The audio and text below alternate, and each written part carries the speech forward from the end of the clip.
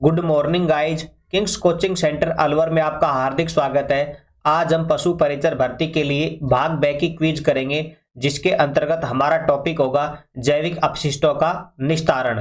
तो चलिए बिना देरी के हुए स्टार्ट करते हैं। क्वेश्चन फर्स्ट, निम्न में से जैव निम्नीकरणीय अपशिष्ट है। ऑप्शंस देखिए, प्लास्टिक, लोहे की वस्तुएं, कृषि उत्पाद या ऑप्शन डी पॉलीथीन। तो हमारा यहाँ पर राइट आंसर हो जाएगा ऑप्शन सी कृषि उत्पाद। या हम कह सकते हैं कि जो कृषि अपशिष्ट होते हैं वो भी जैव निम्नीकरणीय अपशिष्ट होते हैं, यानी कि जीवों के द्वारा इनका अपघटन आसानी से हो जाता है। इसके अलावा प्लास्टिक हो, चाहे लोहे की वस्तुएं हो या पॉलीथीन हो, इनका जीवों के द्वारा अपघटन नहीं होता है। चलिए नेक्स्ट क्वेश्चन पर। क्वेश्चन टू, जिन अपशिष्टों का आसानी से अपघटन हो जाता है कहलाते हैं। ऑप्शंस देखिए, जैव अनिम्नीकरणीय अपशिष्ट, जैव निम्नीकरणीय अपशिष्ट, ऑप्शन सी उपरोक्त दोनों और ऑप्शन डी अपशिष्ट। तो यहां पर हमारा राइट आंसर हो जाएगा ऑप्शन बी जैव निम्नीकरणीय अपशिष्ट, यानी कि जिन अपशिष्टों का आसानी से अपघटन हो जाता है उसे कहते हैं जैव निम्नीकरणीय अपशिष्ट।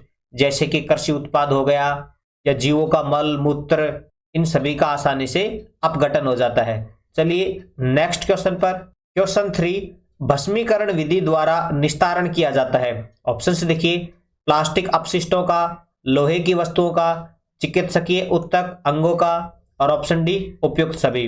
तो हमारा यहाँ पर राइट आंसर हो जाएगा ऑप्शन सी चिकित्सकीय उत्तक एवं अंगों का भस्मीकरण द्वारा निस्तारण किया जाता है। देखिए, भस्मीकरण में हम कहें कि एक प्रकार की एक विशेष भट्टी होती है, जिसके अंतर्गत एक नियत तापमान होता है, जिसके अंतर्गत तुरंत ही जो उत्तक होते हैं, अंग होते हैं, या हम कह सकते हैं कि जो मृत शरीर होता है उसको तुरंत ही भस्म कर दिया जाता है, और इस विधि को कहा जाता है भस्मीकरण।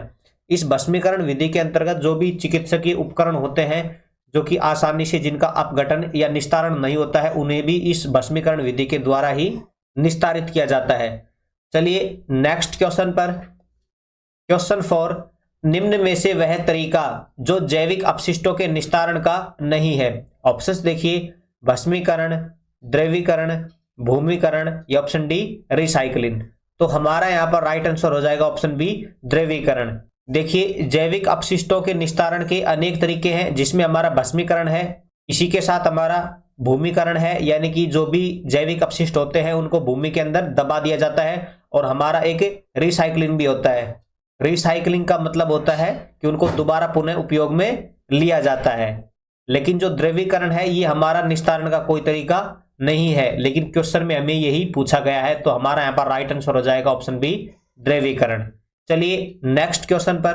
क्वेश्चन फाइव, घरों में उपयोग होने वाले हरे रंग के कचरा पात्र का उपयोग किया जाता है।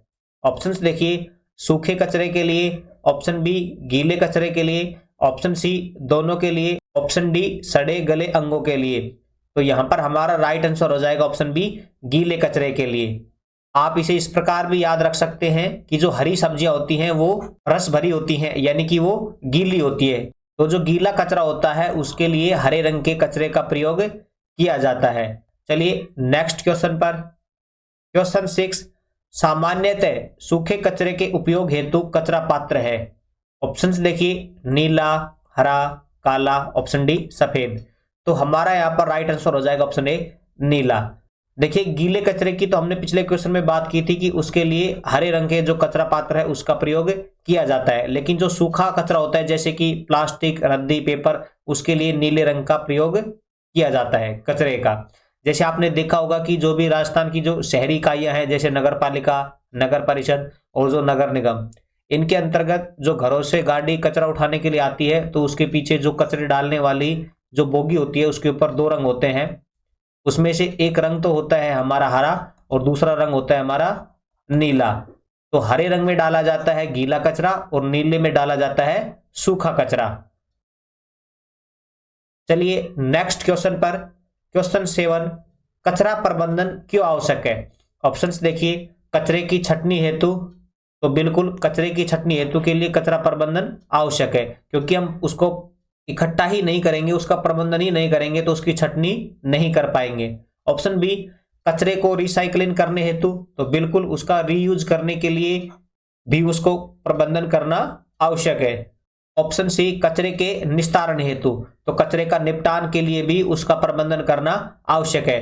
तो हमारा यहाँ पर राइट आंसर हो जाएगा ऑप्शन डी, उपयुक्त सभी। चलिए नेक्स्ट क्वेश्चन पर, क्वेश्चन 8, नुकीले व धारदार कचरे का निस्तारण किया जाता है।